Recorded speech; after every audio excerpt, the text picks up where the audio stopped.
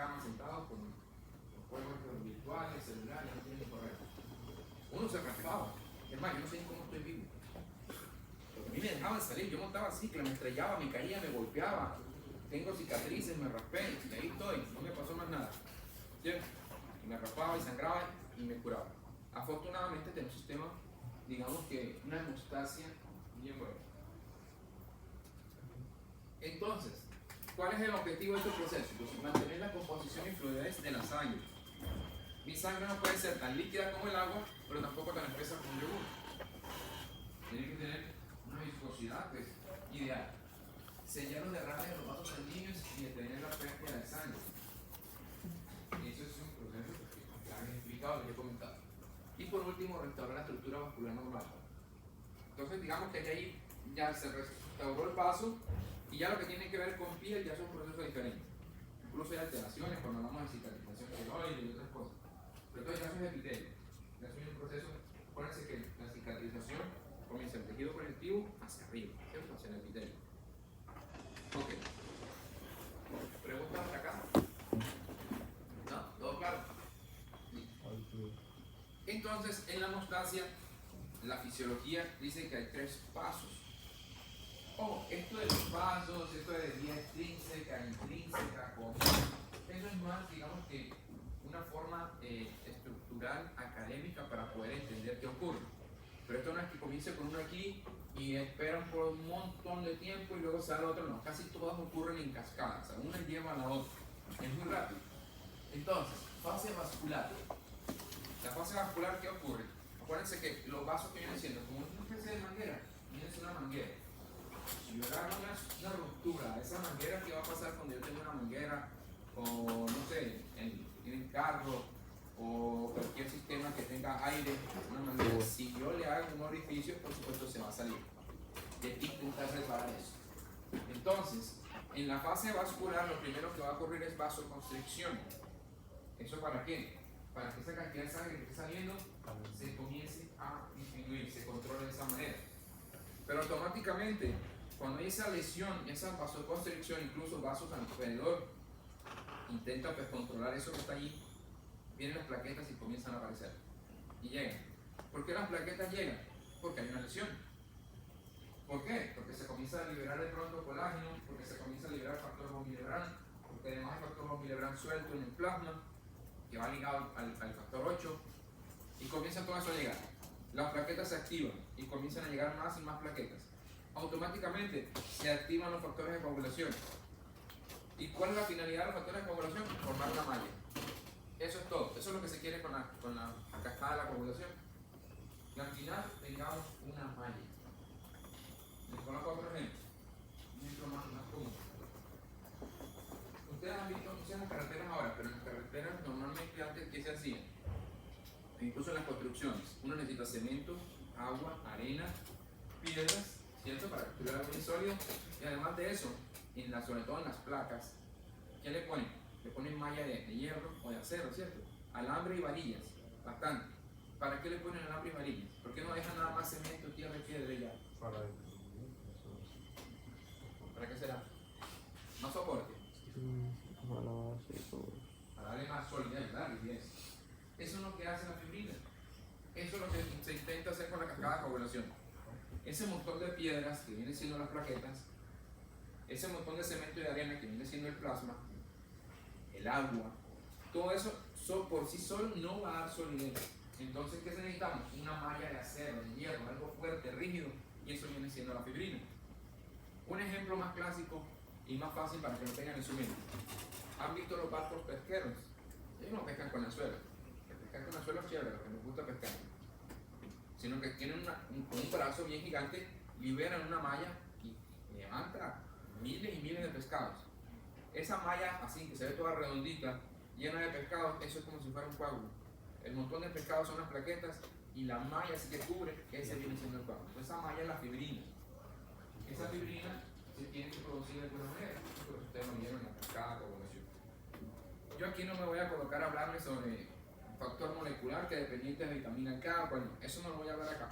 Vamos a ir directo al grano, como dijo el dermatólogo. Entonces, cuando veamos ya las pruebas de la fase de la coagulación, vamos a hablar, esta es extrínseca, esta es intrínseca. ¿Y qué ocurre con eso? ¿Cómo podemos evaluar cuál factor? ¿Cuál sí me evalúa? ¿Cuál no me evalúa? Cuando tú lo hacemos. Ok, déjenme repetir. Esta gráfica que está acá, entonces nos muestra lo que les he dicho de una manera más bonita, más dibujada. Recuerden que el factor von Willebrand, hay un factor von Willebrand que es asociado al endotelio, hay un factor von Willebrand que es el que está suspendido. Él se pega al factor 8. ¿Por qué? Porque para evitar que se degrade, para evitar que se dañe. Tenemos unas plaquetas que se activan, comienzan a liberarse. Además de eso, hay factor tisular en el ambiente, hay fosfolípidos, calcio, y todo eso nos va a inducir entonces a captar la población. Eso que está ahí, estos diapositivos yo se los paso más tarde. Si no se les ha pasado hoy, que recuerden. Ahí lo que hay son ¿qué? Números romanos. ¿Para qué números romanos? Porque es mucho más fácil hacer gráficas, números romanos, que colocar ese montón de palabras.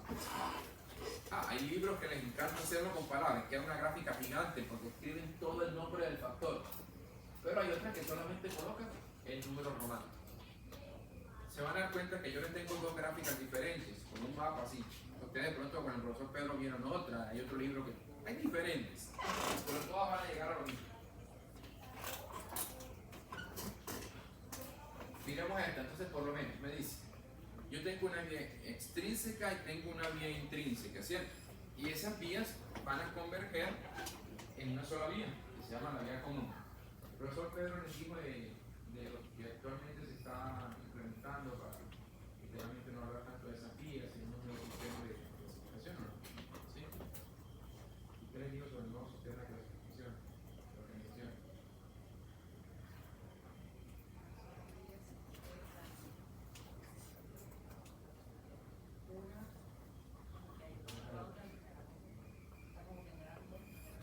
Sí, exacto. Es que por eso yo les decía. El problema es que cuando se comenzó a hablar de las vías, se separó, literalmente, se pensaba que esta es totalmente tisular y esta es totalmente separada de lo tisular. Entonces, esta ocurre aquí y esta ocurre acá, pero no están así. Hay una discusión con eso. Entonces, digo, una cascada, la cuestión de segundos o milisegundos, una activa a la otra, se activan las dos, pero es un conjunto de procesos. Lo importante aquí es que nos demos cuenta que hay una vía común. ¿Y qué requiere la vía común? Llegar a convertir. Eso es lo que se quiere aquí. Si yo tengo fibrina, yo puedo tomar el video.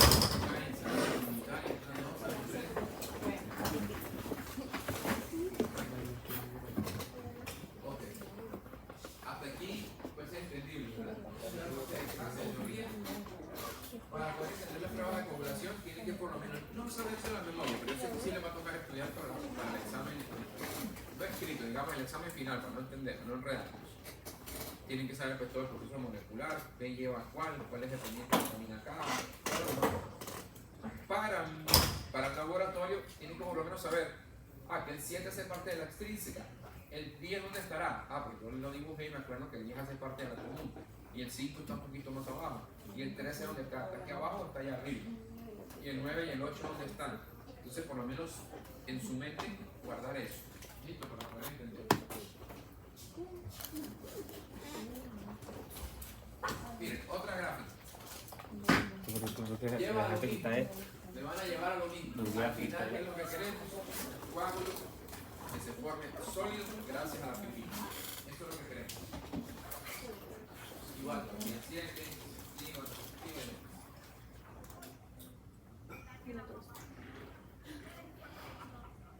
ok, ya esta gráfica sí me comienza a hablar de unas pruebas. Entonces, vamos a hablar literalmente de 3 a 4 pruebas que me van a evaluar los factores de coagulación. Entonces, estas pruebas se conocen como tiempo de tromboplastina, tiempo parcial de tromboplastina también, pero no tiempo parcial de protrombina o el otro es tiempo parcial de tromboplastina.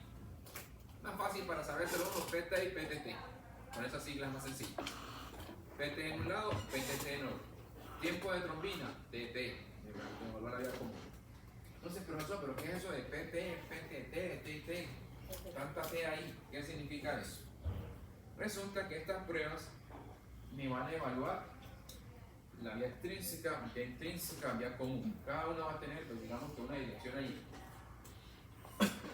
Como ustedes saben, los experimentos, o digamos que las pruebas de laboratorio que hacemos en el laboratorio, valga la redundancia, se caracterizan por ser pruebas in vitro. ¿Qué es in vitro? Si yo quiero evaluar cómo está la coagulación de un paciente en su cuerpo, yo intento hacerlo en el laboratorio, se llama in vitro. Entonces yo le doy todas las características y condiciones del laboratorio, el tubito que utilizo, el plasma, intento colocar lo mismo que salía en el vaso del paciente, el factor tisular, todo igualito a 37 grados. ¿Por qué? Porque la coagulación ocurre a 37 grados. Entonces lo hago en un aparatico y comienzo a revisar si eso que está ocurriendo en el laboratorio es lo más parecido a lo que ocurre en el humano. Por supuesto, ya esto fue estandarizado, fue validado por diferentes empresas y efectivamente se hicieron pruebas de PPT, PPT y demás. En mis épocas, cuando yo estaba estudiando, yo creo que a menos que esté en una vereda por allá bien lejano, no tendría que equipo. Pero en mis épocas, ¿qué se hacía? Para que tengan un video. Tomábamos el plasma del paciente, centrifugamos, quedaban rojos abajo, blancos, plaquetas, y yo me quedaba con el plasma, la parte de arriba. Lo colocaba en un tubito de ensayo. A ese plasma, si yo voy a hacer prueba de PT, ese plasma yo que le colocaba factor tisular, que por supuesto me lo vende una empresa, factor tisular, fosfolípidos y calcio. En el momento que le colocaba ese reactivo, yo lo colocaba en baño María 37, lo mezclaba y miraba, no coaguló, y con un cronómetro andando, no coaguló, otra vez, no coaguló, en 8 segundos, no coagula, 12 segundos, coaguló, paraba el cronómetro. O sea, era muy a ojo. A otro compañero le podía salir 14, no le podía salir 11, le podía salir 15, no sé, era muy a ojo. Y así se hacía, baño María, 37 grados, todo eso. Actualmente estas pruebas pues no se hacen así. O sea, tienen el mismo fundamento, pero el que la hace es un equipo. Uno nada más coloca el plasma y el equipo pues tiene un sistema de inyección que recoge el reactivo que quiere colocar, lo ubica allí, todo por dentro.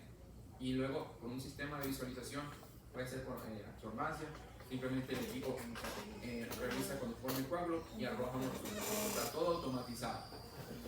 Eso garantiza de que siempre sea bien constante. Ok, entonces, para que se forme la fibrina, ¿qué se necesita? Miren, ya esto después, ya comenzó la vía extrínseca, intrínseca, fibrinógeno y fibrina. Para que se forme la fibrina se necesita fibrinógeno, ¿sí? Y el fibrinógeno tiene dos dominios. Tiene tres dominios. Dos dominios de... serían un solo dominio, sí, dos, más bien digamos lo que dos. Dos dominios de y un dominio E. Por eso, cuando uno habla de una prueba que vamos a ver más adelante que se conoce como un dímero D, ¿qué significa? Pues los dos dominios D forman un dímero. Entonces de ahí viene el nombre de la prueba, dímero D, que vamos a hablar más adelante.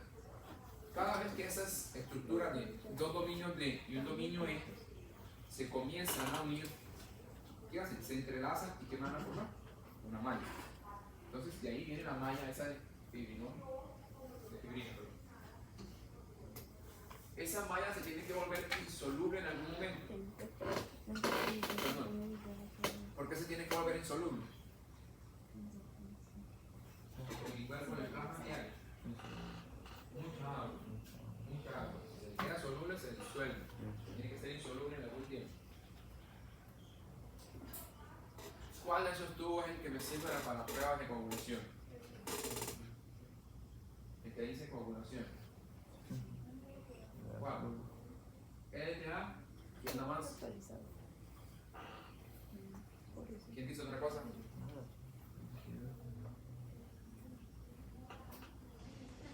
Entonces vamos a ponerlo en orden. Yo que necesito para hacer la prueba, factores de coagulación activados o inactivados. Activados. ¿Quién nada más? ¿Será que sí? ¿Será que no? Si el factor de coagulación está activado, ¿qué pasa? ¿Qué ocurre? ¿Qué termina?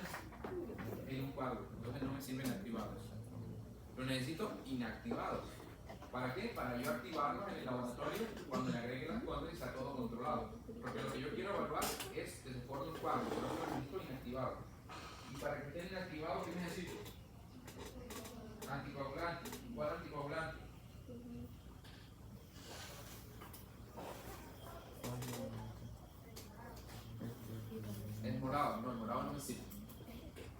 azul. ¿Por qué el azul? El azul tiene citrato sódico.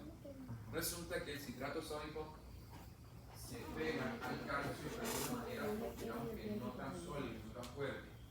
Entonces, cuando yo tomo el plasma que está con citrato sódico y yo le agrego bastante calcio en el laboratorio, literalmente el proceso de se activa y yo puedo trabajar fácilmente con esos factores de coagulación. El NTA es literalmente, para decirlo en pocas palabras, se pega tan fuertemente que es irreversible. Entonces no me sirve el NTA para hacer pruebas de coagulación.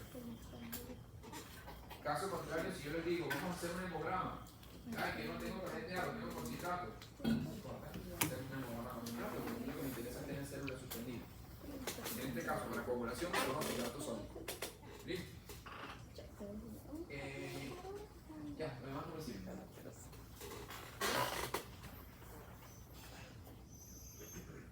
Bueno, cuando les pasen las diapositivas, pues pueden mirar estas tablitas que están allí. Estas tablitas, ¿por qué se caracterizan? Pues simplemente les van a mostrar que cada factor tiene un peso molecular, que cada factor tiene un promedio de vida y demás. No para que se lo aprendan, pero sí para que sepan que no todos son igualitos. Unos me van a demorar más tiempo que otros, unos son más grandes que otros, y por eso pues, va a tener una implicación en el biológico.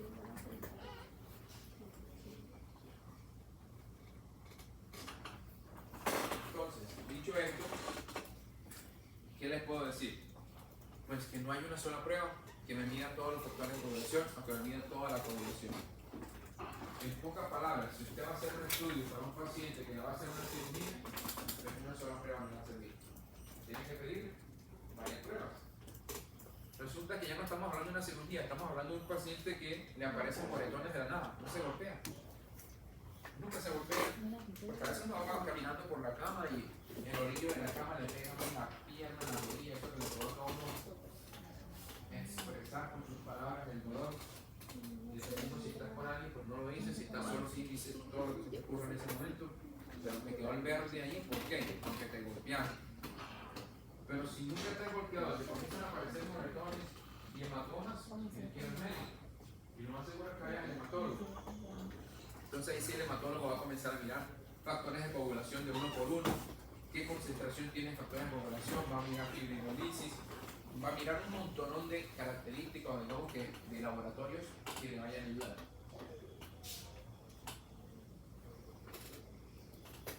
Ok, ¿cuáles de esas pruebas son las más comunes? Las de rutina, las de que vamos con una cirugía y las que pide el médico. Entonces, plaquetas, PT o INR, PTT. Entonces, respuesta de plaquetas, tiempo de protrombina que viene mezclado con INR y el tiempo de tromboplastina parcial o el tiempo parcial de tromboplastina. ¿Por qué se han activado? ¿Cómo lo llaman activado? ¿Por qué? Porque se ocurre ahí que se activa ese proceso. Ya las demás, tiempo de trombina, fibrinógeno, degradación de la fibrina, dímero E, ya son pruebas un poquito más especiales, no son de rutina. ¿Listo? ¿Preguntas hasta acá? ¿No?